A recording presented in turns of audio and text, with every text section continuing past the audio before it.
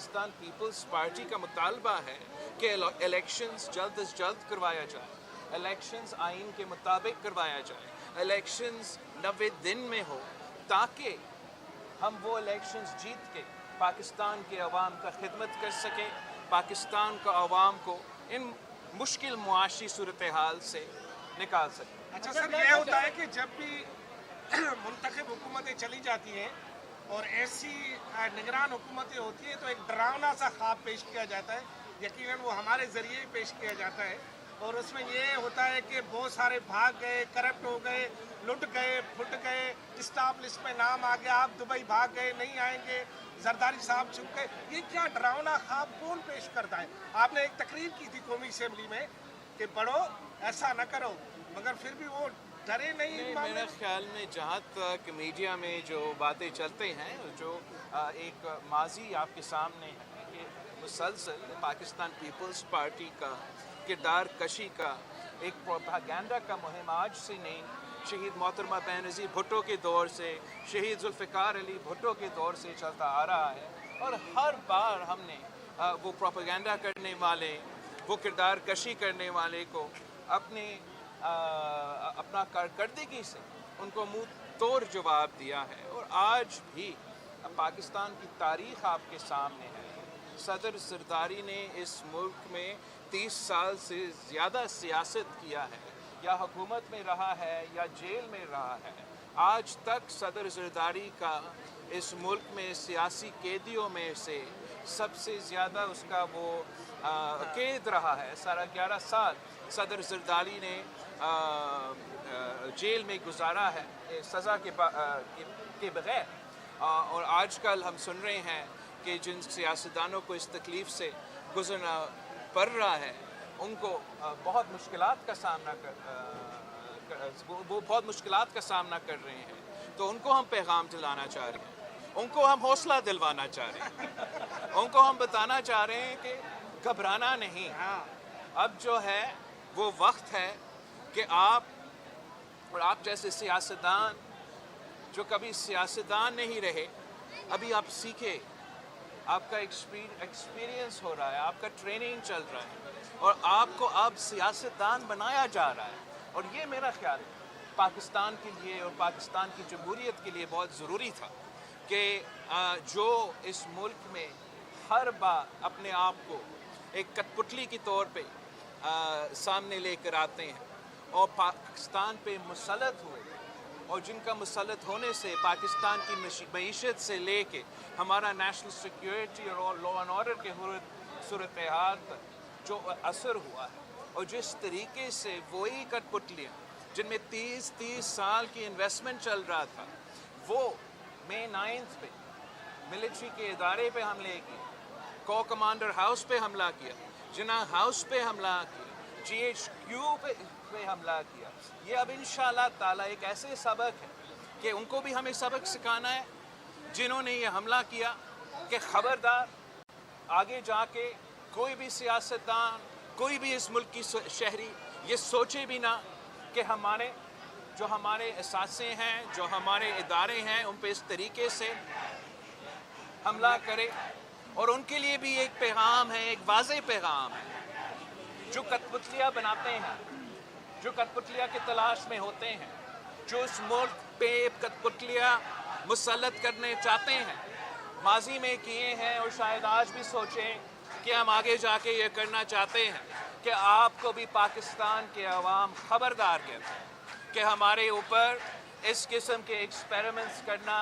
اب بند کریں، پاکستان کے عوام کو اپنے فیصلے کرنے دیں۔ اگر پاکستان کے عوام میاں شہباز شریف صاحب کو یا میاں محمد نواز شریف صاحب کو چنتا ہے تو ہم سب کو اس کو قبول کرنا چاہیے۔ اگر پاکستان کے عوام پاکستان پیپلز پارٹی کے حق میں فیصلے دیتے ہیں تو سب کو یہ قبول کرنا چاہیے، اور شاید یہ مجھے پسند نہ ہو، مگر اگر پاکستان کے عوام طریقے انصاف کو بھی چنے تو ہمیں پھر قبول کرنا پڑے گا۔ یہ بتا دیں ابھی فضل الرحمان صاحب کے بقول کہ پیپلز پارٹی یہ آپ کی وجہ سے انتخابات تاخیر کا شکار ہوئے، تو وہ کیا مجبوری تھی جو ایک دم فیصلہ واپس میں مولانا فضل الرحمان صاحب ایک بہت ہی سینئر سیاستدان ہیں، اور मौलाना फजल रहमान साहब को के जो बयानात है और इस एपिसोड पे जो उसका एक स्टेटमेंट है, उस पर मैं ज़्यादा डिटेल में तो नहीं जाना चाहूँगा, मगर आपको इतना बताना चाहूँगा कि पाकिस्तान पीपल्स पार्टी पहले भी इलेक्शंस के लिए तैयार थे। पाकिस्तान पीपल्स पार्टी मई 14 पे इलेक्शंस करने के लिए तैयार थे, और पाकिस्तान पीपल्स पार्टी 60 डेज़ में इलेक्शंस करवाने के लिए तैयार थे, और 90 दिन आइन के मुताबिक इलेक्शंस करवाने के लिए तैयार है। उनसे ये सवाल पूछा जाए जो हर इलेक्शन से भागते हैं। अच्छा जनरल साहब, अभी आर्मी चीफ की कराची और लाहौर में कुछ मुलाकातें हुई हैं। सनतकारों और ताजरों ने जिन वजूहात का जिक्र किया वो सब गवर्नेंस से मुतालिक हैं, और विफाक और सूबों में सियासतदानी इस गवर्नेंस की खराबी के जिम्मेदार हैं। अगर जो गवर्नेंस है तो ये सारे सनतकार आर्मी चीफ के पास की जाते, क्या हुकूमतों को भी ये बातें बताई उन्होंने? जहाँ तक आर्मी चीफ का, चाहे वो कराची में या लाहौर में बिज़नेस कम्युनिटी से मुलाकात है, मेरा ख्याल में ये कोई नया ख़बर नहीं है। पिछले दो तीन जो आर्मी चीफ्स बने उससे पहले भी शायद ऐसे ही चलता रहा है कि जो हमारा इंडस्ट्रियलिस्ट हैं, हमारा जो बिज़नेस कम्युनिटी है, वो ना सिर्फ आर्मी चीफ से जैसे आप कह रहे हो, मगर हम सियासतदान से भी, ब्यूरोक्रेट से तक भी, जज तक भी उनका पहुंच तो है, और बिल्कुल सही है। बिज़नेस कम्युनिटी को अपना मसले, अपना मसाइल हमें बताना चाहिए, हर किसी को बताना चाहिए, मगर पाकिस्तान पीपल्स पार्टी पाकिस्तान के अवाम का नुमाइंदगी करती है, और वो अवाम का जो पहुंच है वो ना जुडिशरी के पास है, ना आर्मी चीफ के पास है, ना किसी ब्यूरोक्रेट के पास है। अवाम का पहुंच तो हमारे पास है, हम तक है। वो हमें अपने मसाइल बताते हैं, और इस वक्त वो चीख के कह रहे हैं कि हम महंगाई की सुनामी में डूब रहे हैं, गुर्बत और बेरोज़गारी तारीख़ी सतह पे पहुंच चुका है, हम ना अपना बिजली का बिल अदा कर सकते हैं, ना अपना बच्चे को स्कूल भेज सकते हैं, ना अपने बुज़ुर्गों का हम इलाज करवा सकते हैं। पाकिस्तान के अवाम का मुतालबा है कि हमें इन मसाइल से निकाला जाए, और पाकिस्तान पीपल्स पार्टी के पास वो मंशूर है, पाकिस्तान पीपल्स पार्टी के साथ वो नज़रिया है, और पाकिस्तान पीपल्स पार्टी के पास वो ट्रैक रिकॉर्ड है कि हमने हर बार जब भी पाकिस्तान के अवाम ने हमें मौका दिया, हमने अवाम की खिदमत की है, हमने गरीबों की खिदमत की है, हमने पसमानदा तबकात की खिदमत की है। और मैंने पिछले 16 महीनों के लिए बतौर आपकी वजह से, इस मुल्क की वजह से, मुल्क का सबसे कम तरीन उम्र का वज़ीर ख़ारजा रहा हूँ। मैंने पूरी दुनिया देखा है, मैंने ये भी देखा है कि पाकिस्तान में कितना पोटेंशियल है, और अगर आप कोशिश करें कितना काम किया जा सकता है। तो हम चाहते हैं कि हम पाकिस्तान के अवाम का खिदमत करें, कि हम पाकिस्तान के अवाम को इन मसाइल से निकालें। उनका शिकायत, बिजनेस कम्युनिटी का जहाँ तक शिकायत है वो हर जगह पहुँचे, मगर हम अवाम का नुमाइंदगी करते रहें। अभी तक जो है वो इलेक्शन कमीशन ने इंतखाबात का शेड्यूल अनाउंस नहीं किया, पीपल्स पार्टी का क्या मौक़िफ़ है इस पर? और दूसरा, आम इंतखाबात ये अभी मौजूदा हालात है, पीडीएम का क्या मुस्तक़बिल? जहाँ तक इलेक्शन कमीशन का सवाल है, पाकिस्तान का मौजूदा इलेक्शन कमीशन ने